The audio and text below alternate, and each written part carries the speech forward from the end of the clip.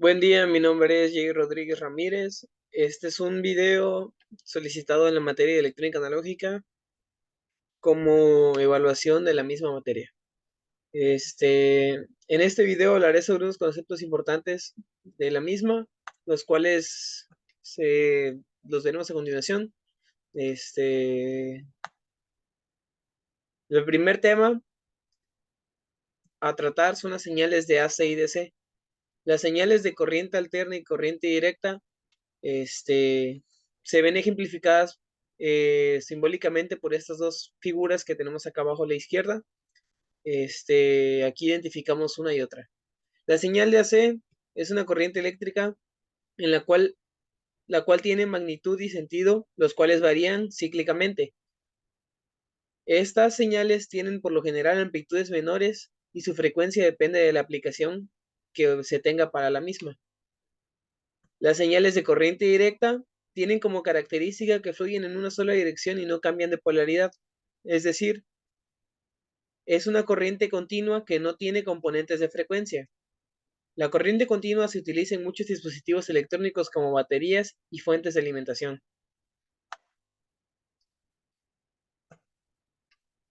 Señal rectificada.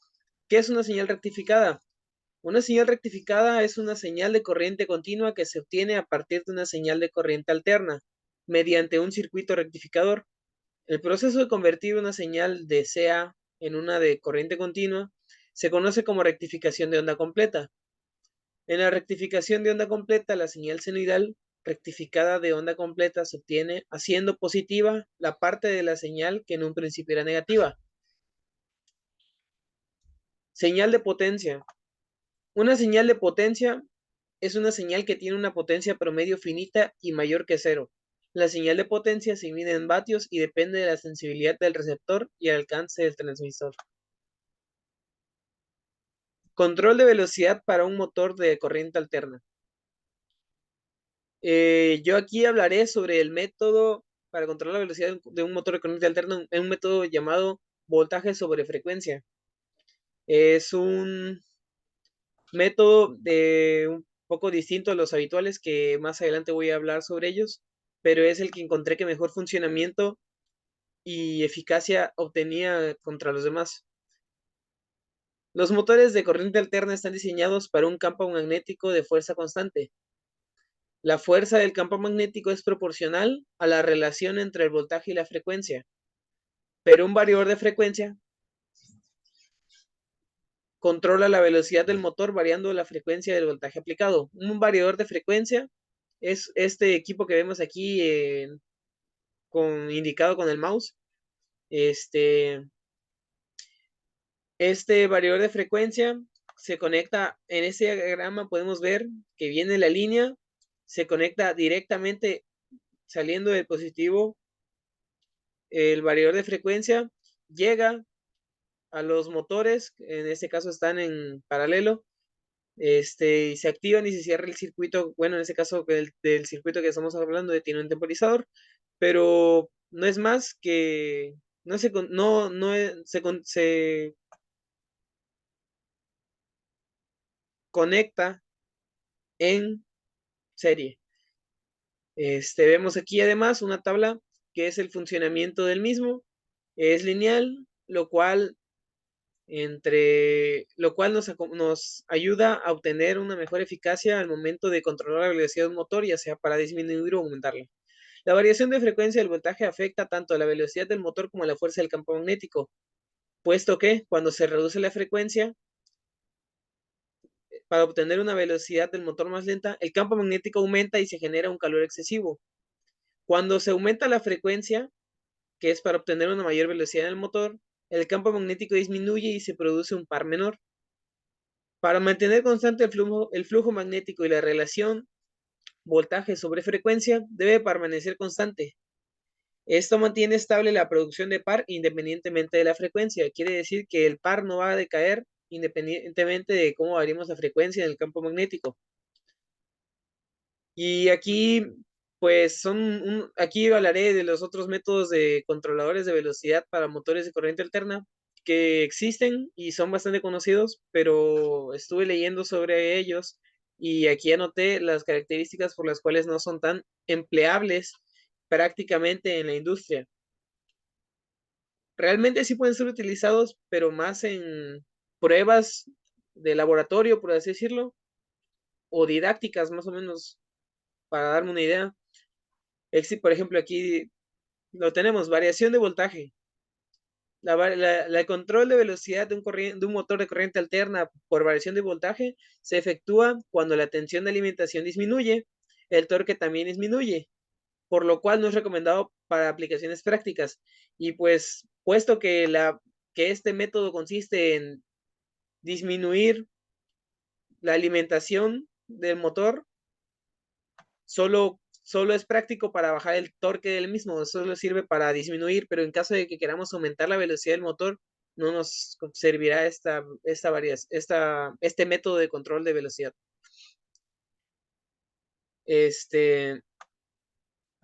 Variación de frecuencia.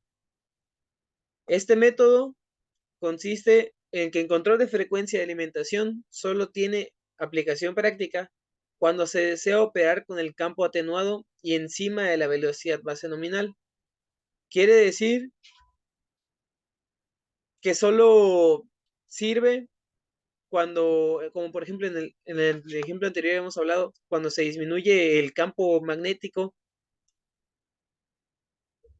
se genera una velocidad más alta, para eso sirve, para aumentar, más bien en cambio, no sirve para el contrario. Control por variación de resistencia del rotor. Este tipo de control puede tener aplicaciones más prácticas realmente. El problema es que para obtener acceso al rotor y poder variar la resistencia es necesario que el mismo sea del tipo bobinado y existan anillos deslizantes, lo cual hace de mayor tamaño y costoso el mantenimiento.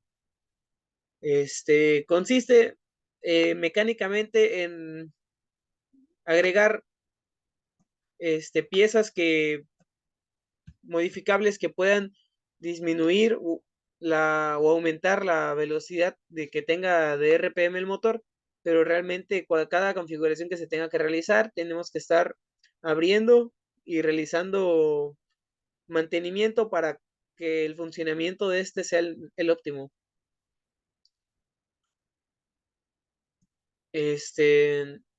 Siguiente tema es el funcionamiento de un relevador. ¿Qué es un relevador? El relevador es un aparato eléctrico que funciona como un interruptor, abriendo y cerrando el paso de la corriente eléctrica, pero accionando eléctricamente. No solo es on-off, no solo se queda como un interruptor de, de casa, por así decirlo, con el que prendemos y apagamos la luz, no se queda en solo eso. El relé permite abrir o cerrar contactos mediante un electroimán. Por eso también se llaman relés electromagnéticos o relevadores. Exactamente, se les conoce de estas dos maneras también. Aquí en este imagen, guión, diagrama, guión, sí, vemos las dos patitas de este lado del relevador, son las entradas de la bobina. En esas dos patitas, cuando se energiza el relevador, el común que está ahí en medio de ellos dos se mueve y pasa de estar recargado del contacto normalmente cerrado, normalmente abierto, y efectúa una acción de fuerza, por así decirlo. Y aquí lo tenemos explicado. Cuando metemos corriente por la bobina, exactamente, crea un campo magnético, creando un electroimán que atrae los contactos, haciéndolos cambiar de posición. El contacto que estaba abierto se cierra y el que estaba normalmente cerrado se abre. El contacto que se mueve es denominado C, o también común, como lo vemos en la imagen, y es el que hace que cambien de posición los otros dos. Es el que se activa, es el que cambia la posición realmente. Como se puede notar, son dos circuitos, uno que activa la bobina, es un circuito de control, y otro que será un circuito que active los elementos de salida a través de los contactos normalmente cerrados, normalmente abiertos. Este circuito se llama de fuerza. Era lo que me refería en mi explicación de unos minutos antes o segundos antes. Este, conclusiones. Las primeras conclusiones a las que llegué fue qué sabía, bueno, pregunta las conclusiones, ¿qué sabía de las señales eléctricas? Pues yo sabía, tenía el conocimiento sobre que las señales eléctricas existían de dos tipos, corriente continua y corriente alterna. Son realmente señales que todo el tiempo eh, estamos en contacto con ellas. Sabía que esas señales eléctricas, las características de cada una de ellas, que uno era frecuencia y cíclica, que es la de corriente alterna, y otra era lineal, que no cambiaba con respecto, que no tenía frecuencia ni tenía cambios cíclicos. También sabía su simbología, ya la habíamos empleado en algunas otras ocasiones en otras materias de la carrera. Este, También sabía, pues, que gracias a estas señales eléctricas, de sus características, funcionan muchos dispositivos de los que hoy en día, este, vivimos de ellos. Por ejemplo, las pilas y son corriente directa, este, la corriente eléctrica de una casa es corriente alterna. Muchos dispositivos electrónicos actualmente trabajan con las dos simultáneamente. Este, Como lo vimos antes, se rectifican señales de alterna a directa y para seguir trabajando en una tarjeta de cualquier dispositivo electrónico, puede ser una televisión inverter. Bueno, realmente los dispositivos nuevos que se están viendo, que son inverter, climas, refrigeradores, microondas, todo. La mayoría las mejores características que tienen es la tarjeta electrónica tan avanzada que tienen y realmente esa tarjeta electrónica se beneficia de señales rectificadas, este, aprovechando lo mejor de ambas, trabajando con dispositivos en la tarjeta, unos trabajan con corriente alterna, otros con corriente directa y para ir siguiendo el circuito rectifican la señal. ¿Dónde hay señales de corriente alterna y corriente directa? Este, Como escribí aquí, realmente son pocos los sitios donde no hay señales eléctricas a día de hoy, puesto que vivimos en una época llena de tecnología, la cual funciona a base de ambas y es verídico. Realmente es, diría yo, imposible que en un día no te cruces con decenas, cientos de señales de ambos tipos. Simplemente el teléfono, que es algo que realmente ya nadie vive sin él, pues cuando lo vas a cargar, ya estás en contacto con señal de corriente alterna, que el cargador no es más que un transformador, este, y un transformador reductor, se podría decir, para cargar el teléfono. Una computadora, por ejemplo, es el mismo caso. Funcionan a base de corriente directa, las pilas de estas, y se recargan con corriente alterna. Realmente, pues podría irme mucho tiempo explicando cada uno de los dispositivos que podríamos ver día a día, pero pues sería sin sentido. Este, la siguiente pregunta dice, ¿dónde encuentra controles de velocidad de motores y cómo se les dice en la industria? Este, Como escribí a continuación, lo leo, se encuentran principalmente en instalaciones de motores de corriente alterna donde es necesario un cambio en los RPM para lograr concluir una tarea de manera satisfactoria. Este, pues realmente en la industria o en cualquier sitio donde se emplee un sistema, realmente hasta cierto punto complejo, podríamos decirlo, se requiere tener mucho control sobre el proceso que se está haciendo. Actualmente los procesos de fabricación de cualquier cosa, por así decirlo, requieren cosas muy específicas. Por ejemplo, en experiencia propia, hace pocos días, meses, fui a la planta de Bimbo y nos explicaron un poco el funcionamiento de todo. Y hay zonas donde efectivamente hay controladores de velocidad para los motores que enfrían las tortillinas, el pan y todo eso, porque realmente no se puede dejar encendidos en una sola velocidad, porque no es una planta estática, todo se va moviendo de un lado a otro, las bandas avanzan con el pan de un lado a otro y no se necesita la misma temperatura o la misma corriente de aire en un sitio que en otro y tiene que estar constantemente en cambio. Este, tengo entendido que en la industria se les conoce a estos como drivers o controladores que se programan para un uso específico. Este, los variadores de voltaje, de variadores de frecuencia, este, tengo entendido que se mandan, los fabrica alguna empresa de drivers y tú como diseñador del proceso que estemos controlando, se necesita especificar cuál driver se tiene que mandar a pedir y pues se instala y ese sería el trabajo que nuestra carrera mecánica eléctrica se encargaría, tanto como el diseño de una instalación, y determinar qué se va a necesitar para esta misma y obtener el resultado esperado, hasta el cambio el cambio del mismo driver, quitando uno por otro y ese estilo. Otra pregunta es, ¿dónde se ocupan los relevadores? Los relevadores se emplean principalmente en dispositivos que tengan dos circuitos, como lo vimos antes, el circuito de control y el circuito de fuerza. Por ejemplo, el proyecto que estamos realizando, se emplearon los relevadores, claro está, donde le llegaba el voltaje de control que venía saliendo del protoboard, y de ahí el relevador se activaba y nos daba activar el circuito de fuerza, que no era más que el socket y el foco. Los relevadores también son utilizados en circuitos de tensiones mayores o de alta corriente, donde cambian sus características físicas, pero no su funcionamiento. Se les denomina contactores.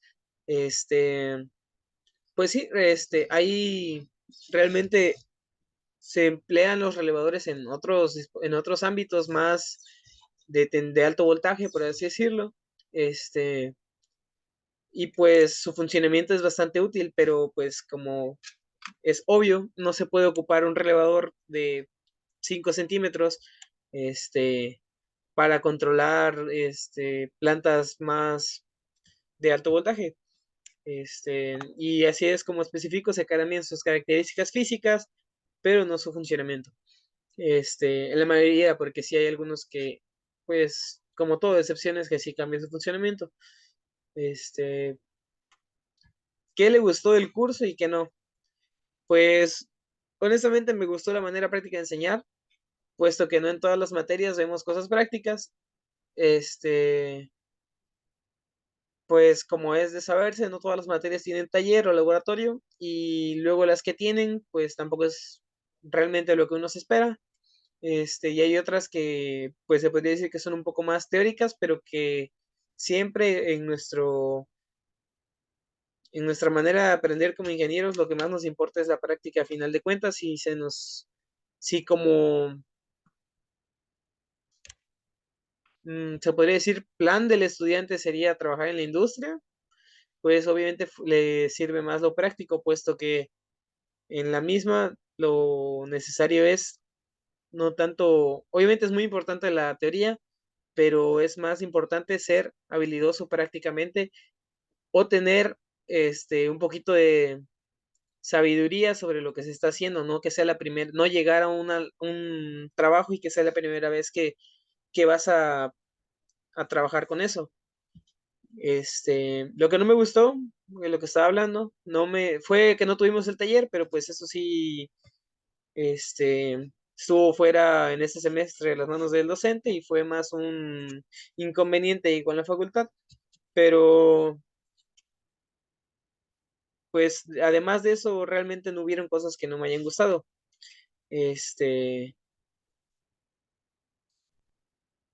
pues sí, porque lo único que yo mejoraría es lo que voy a comentar a continuación en la siguiente pregunta, que dice, ¿qué le gustaría haber aprendido?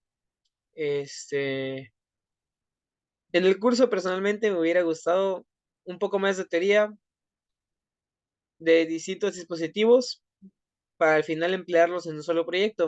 Con esto me refiero a que vimos, por ejemplo, muy,